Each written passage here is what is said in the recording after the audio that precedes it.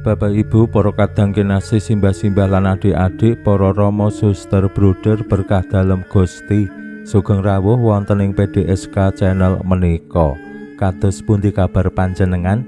Mugi-mugi bagas kasarasan, kesehatan, kawilujengan tansah mengku kula panjenengan sami anggenipun kelampahi gesang ing dinten menika, lan mugi-mugi lumantar panglimbang basa Jawi waosan Injil kula panjenengan sansaya saged gayuh iman kapitadosan ingkang leres lan mantep.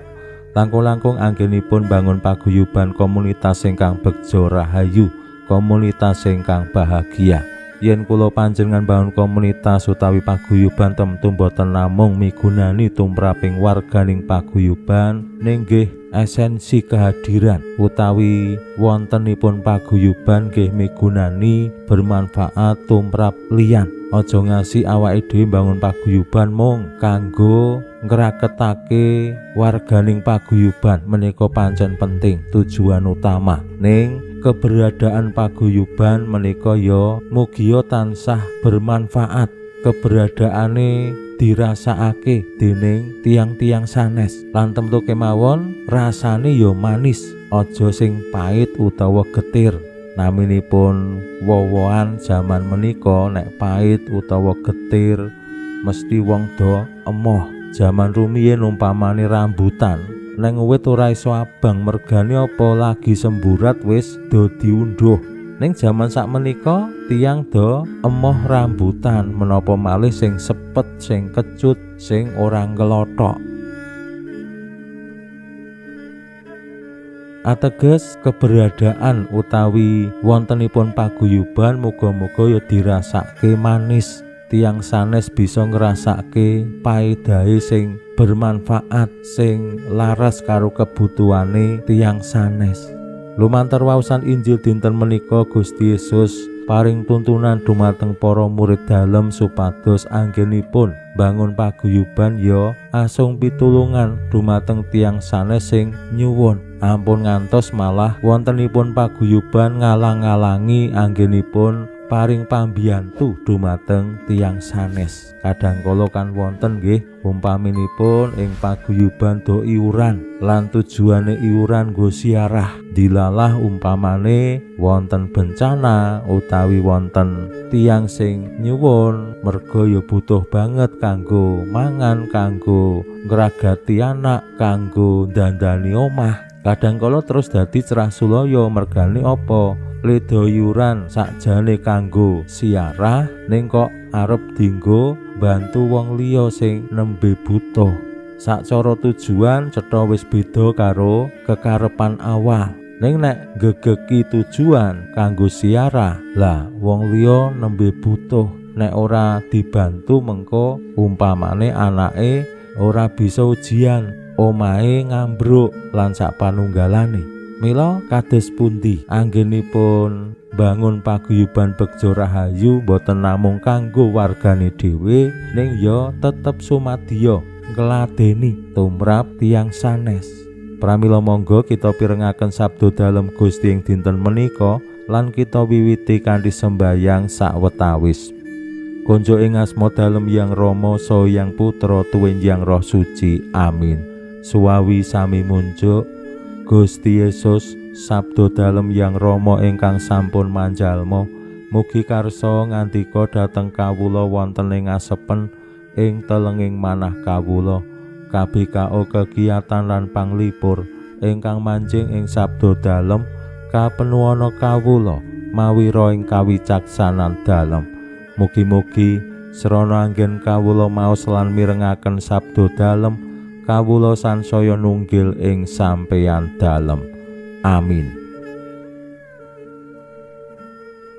Waosan Injil kapethik saking Injil Markus bab 11 ayat 56 ngantos dumugi 50. Nalika samono Gusti Yesus jengkar saka ing Yerusalem didherekake para murid lan wong sak pirang-pirang. Ana ing pinggir dalan ana wong ngemis, ya iku Bartimeus anake Timeus, bareng krungu yen sing langkung iku Sri Yesus saka Nazaret, banjur nguwuh swara, "Sri Yesus putranipun Prabu Daud, nyuwun kawelasan." Akeh wong-wong sing padha nyendu akon meneng, nanging malah saya swara panguwuhe, "Putranipun Prabu Daud, melasana kula." Gusti Yesus kendel lan ngandika, "Timbalana mrene wong kae." Wong buta mau diundang karo dikandhani, "Sing gedhe atimu, menyata kowe ditimbali." Bartimeus mbuang kemule menyat, sowan ing ngarsane Gusti. Gusti Yesus ndangu, "Kowe njaluk dak kapakake?" Atur wangsulane, "Gusti, kula nyuwun sageta sumerep." Gusti nuli ngandika, "Wis mundura, pengandelmu sing gawe warasmu." Sanalika wong mau bisa weruh, banjur nderekake tindak dalem. Makaten sabda dalem Gusti. Suwawi sami munjuk, Gusti, kawula munjuk sembah nuwun karana sabda dalem. Sabda dalem dadosa obor ingkang madangi margining gesang kawula. Katuntuna kawula sageta sabda dalem menika numusi manah ngantos tansah ngrembaka kangge nggayuh gesang ing suwarga. Amin.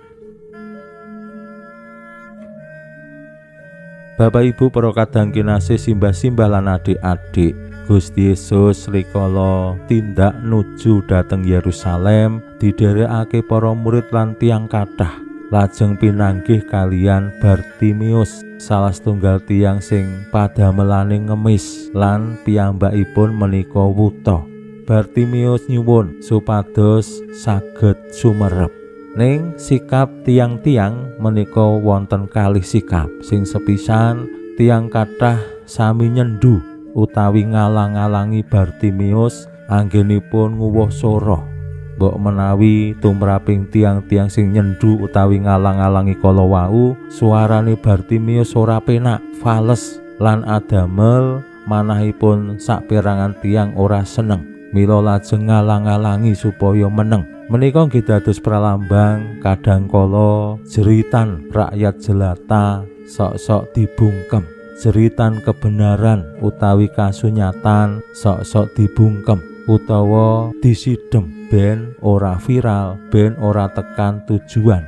Tentu niatipun nyendu utawi mbungkem ngalang-alangi werna-werna nggih. Ana sing mergo ora seneng, ana sing mergo duwe pemanggih mengko ndak ngganggu Gusti Yesus, ana sing mbok menawi gadah pemikiran ngrepoti lan sapanunggalane tumraping gesang sesarengan.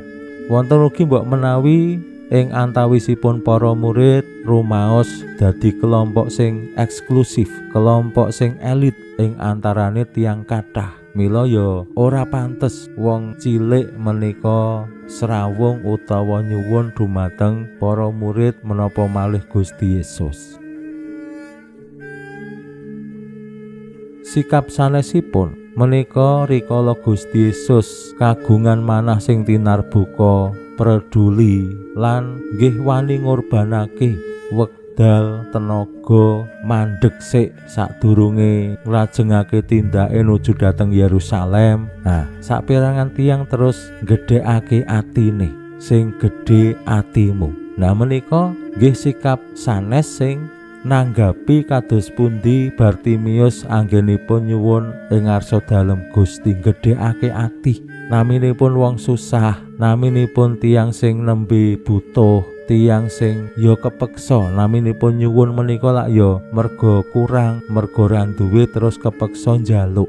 Wong njaluk kuwi merga kepepet. Kados kula jejering Rama sing didhawuhi Bapak Uskup supados mbangun gereja, kadangkala nggih kula rumaos naminipun njaluk nyuwun dumateng umat donatur supados mbiyantu sacara material kangge mbangun gereja. Sok-sok kula dhewe ya pekewuh padahal kanggo gereja. Nek nggo aku dhewe nek pekewuh kuwi wajar, ning merga ya naminipun njaluk menika sok-sok boten lumrah.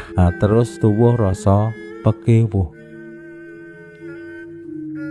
Lan Gusti Yesus amargi priksa pengandelipun Bartimeus lajeng kersa paring kasarasan lan anggenipun nyarasake penak banget, wis mundura pengandelmu sing gawe warasmu. Lan Bartimeus langsung sumerep, langsung mripate bisa ndeleng.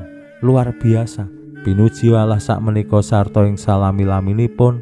Salam sehat, salam bahagia, salam katentreman. Lan mugi-mugi lumantar panglimbang dinten menika kula panjenengan tansah jinangkung ing berkah dalem Gusti ingkang Maha Kuwasa, Hyang Rama saha Hyang Putra tuwin Hyang Roh Suci. Amin.